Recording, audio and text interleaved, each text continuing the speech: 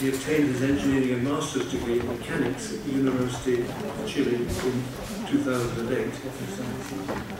He joined the University of Florence under the framework of the Scientific Computing Advanced Training Project in January 2009.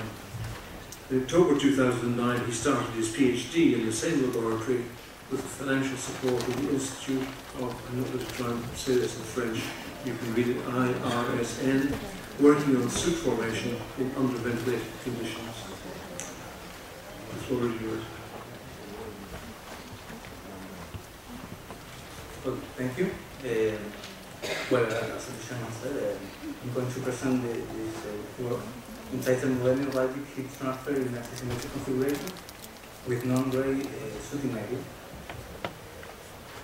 The outlines of this presentation are the motivations of the study, background, model highlights, results obtained, and conclusion finally.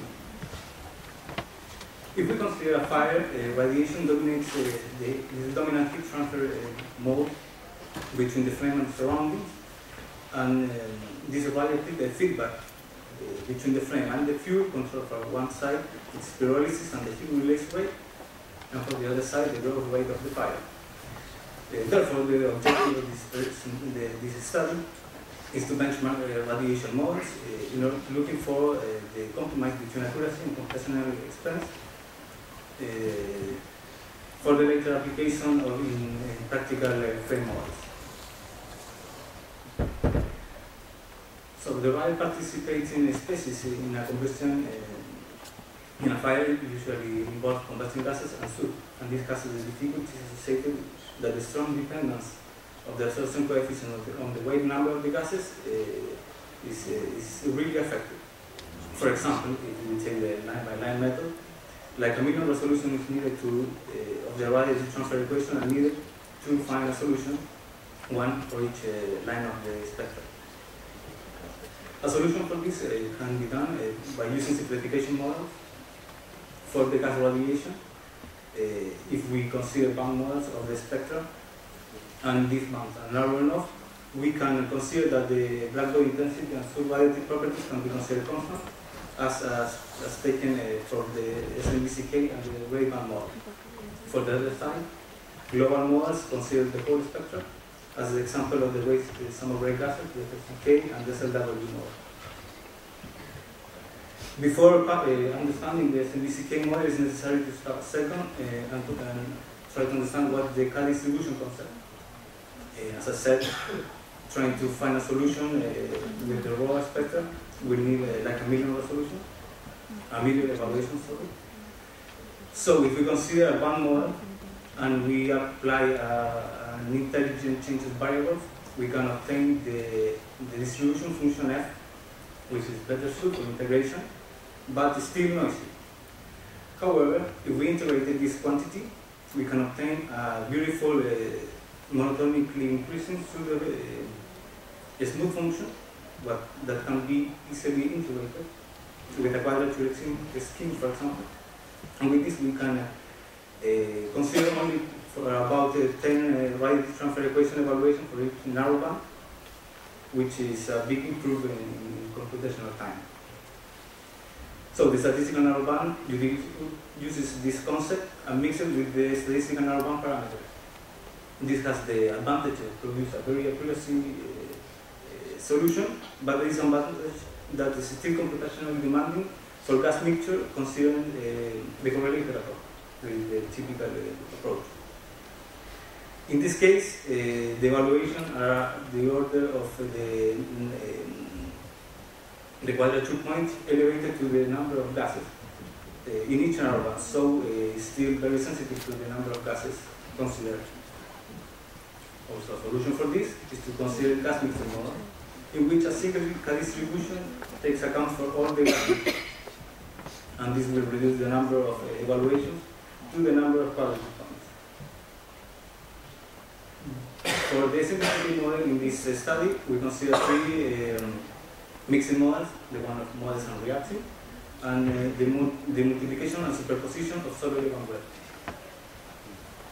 The second band model tested is the gray band model, in which the radiative gases are replaced by gray gases in each narrow band, and the absorption coefficient was calculated using this formula there. If we pass to the global models, the first one we test is the weighted sum of real gases, in which real gas is replaced by, in this case, by 3 gray gases. The absorption coefficient and the weighting factor were calculated using a constant ratio for the water vapor and the CO2, and the soot contribution was considered as a Planck mean absorption coefficient. The second global model tested was the full spectrum correlated K model, in which this also considered the K distribution concept, but considering the whole spectrum. Is known well for non-homogeneous and non-isothermal media. The assumption of the correlation of absorption coefficient is no longer valid, and a reference state has to be defined. In this study, we consider 10 Gauss-Legendre points for the quadrature scheme to integrate the K distribution function. The last global model we test is the spectral line weight sum of real gases, which is very similar to the FSK model, but considers a trapezoidal scheme for integration instead of quadrature scheme. In this case, we consider only 10 gray gases.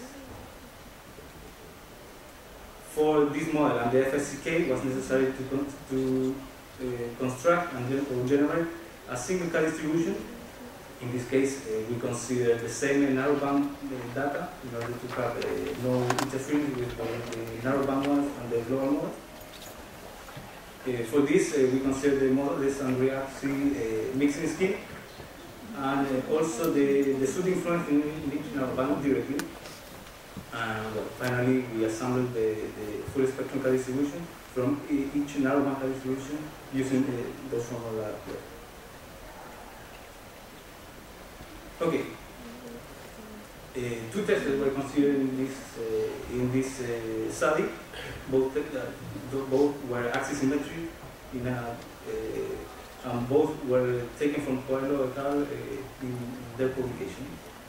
As a first test, we consider an homogeneous isothermal medium of water vapor and CO2, and also a homogeneous soot volume fraction.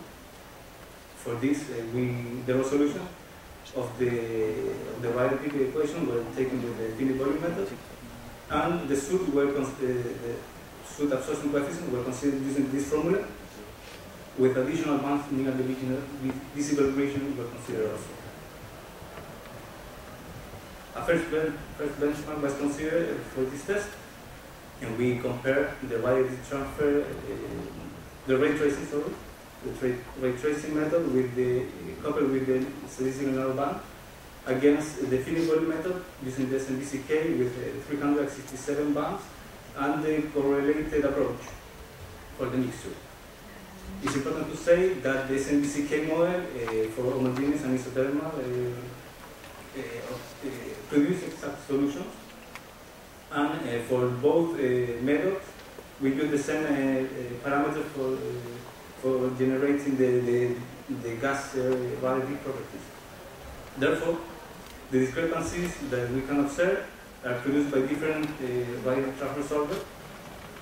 If we observe the radiative source term in the axis of the test, and in the wheel incident heat flux, we can see that the differences are really small, with mean relative errors the order of 1%, and maximum relative error around 9, which are consistent with the values obtained by Coelho.